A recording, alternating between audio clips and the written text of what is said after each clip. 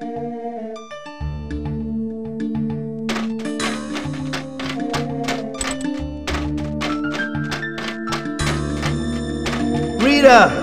Where are you?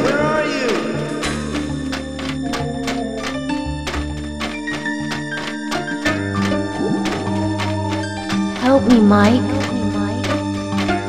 Help me, Mike.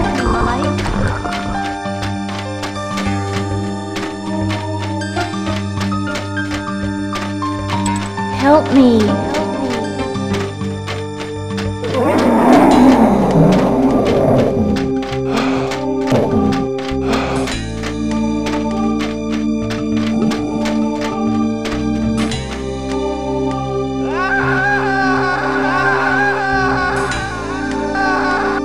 It's the same dream, night after night. I'm searching for Rita in the dark world, but something unspeakable starts chasing me. I never make it back through the portal in time.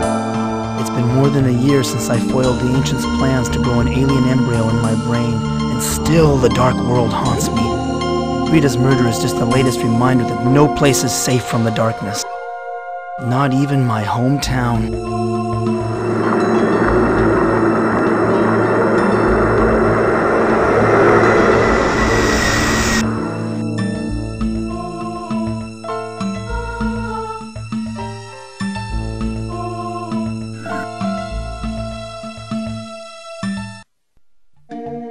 Come in. The door's open. Your mother let me in, Dawson. I had some more questions to ask you about the murder.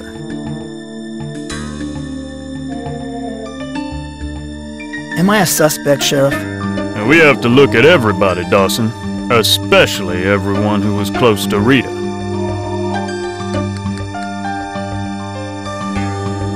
Rita and I didn't really see each other much since I moved back home. Well, just how much contact did you have with her?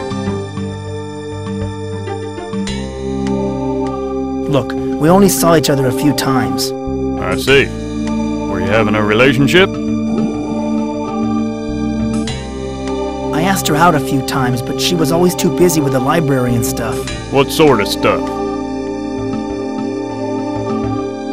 She always had excuses for not going out with me. What kinds of excuses? She had some kind of reading group she always went to. And did you ever attend one of these reading group meetings? No. I don't like being around other people these days. So, you were always trying to get alone with her.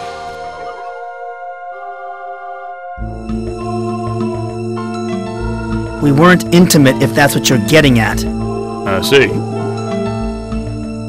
Well, I sort of wanted to have a relationship, but Rita didn't. And that's why you killed her. You don't really think I killed her, do you? I think that memory lapse of yours is very suspicious. Look, Sheriff, I cared about Rita. I want to find out who killed her as much as you do. Oh, just how much did you care for Rita?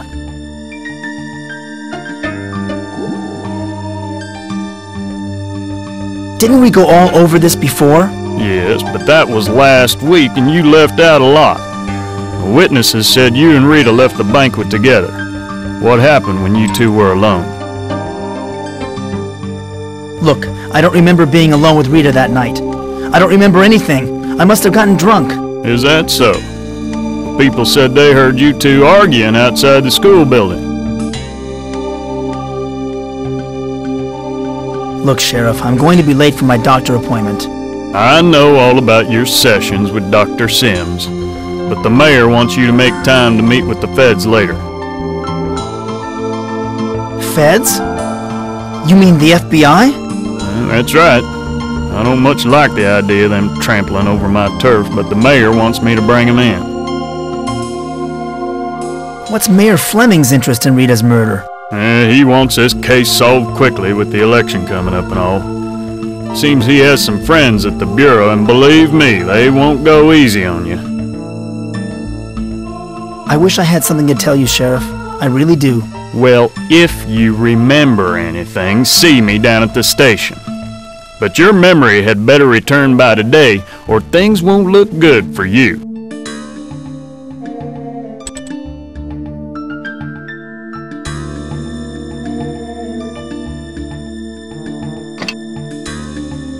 began giving hot lunches to the school children. In other parts of the country, law enforcement officials are still bewildered about the murder of local librarian Rita Scanlon last week after the high school reunion. When asked about potential suspects, Sheriff Willard Butler replied, Michael, you and your kind are in grave danger once again. The ancients have returned. I am sending something to assist you. You must act quickly. Warned that this is the second local death this year, and residents should always be alert. On the national news scene, There's someone at the front door.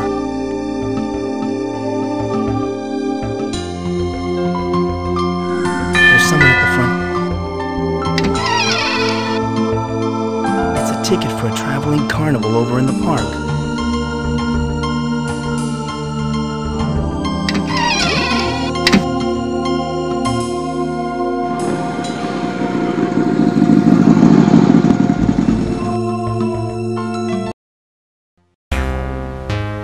Hey, that's Jack.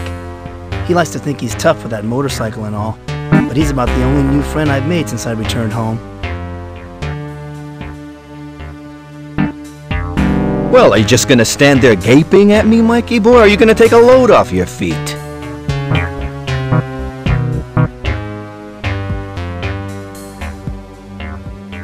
What are you doing here? I'm here to sweep the sleep cooties from your eyes and get your butt motivated. So, how's my favorite mental case today? Don't joke about my nervous breakdown, Jack. I thought you were my friend. Relax, Michael boy, relax. Geez, you must be under a lot of stress. They say your sense of humor is the first thing to go. The sheriff thinks I murdered Rita. Yeah, I know. I overheard Deputy Brown talking in the diner. You're the #1 suspect.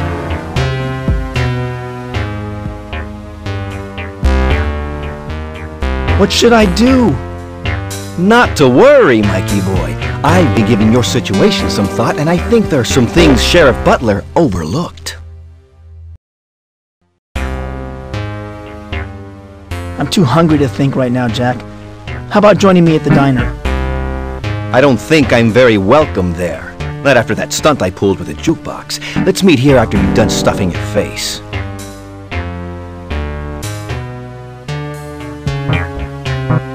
I've got an appointment with Dr. Sims soon. Let's get together afterwards. You're seeing that, Quack? Don't waste your time with that head shrinker. Listen to your old pal Jack instead. Okay, we'll meet here after you're done with Dr. Sigmund Freud. You know, Jack, I still can't remember what happened that night. Nothing happened. You know that, and I know that. It's hopeless. I feel like the biggest patsy since Oswald. Don't worry, we'll get you out of this mess. Then we can party. Thanks, Jack. Thanks for believing me. Now, don't get all mushy on me. I'll meet you right here after your doctor's appointment. Until then, hang loose.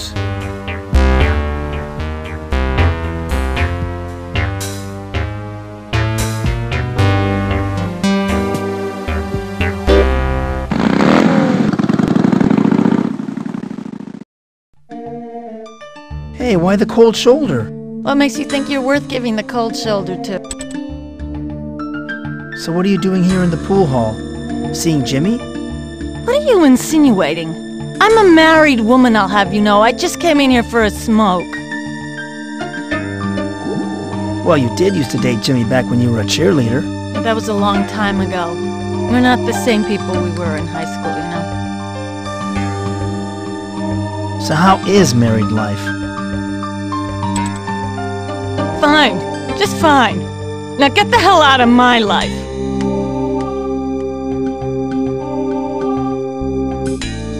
Some archaeologists believe that... Some archaeologists...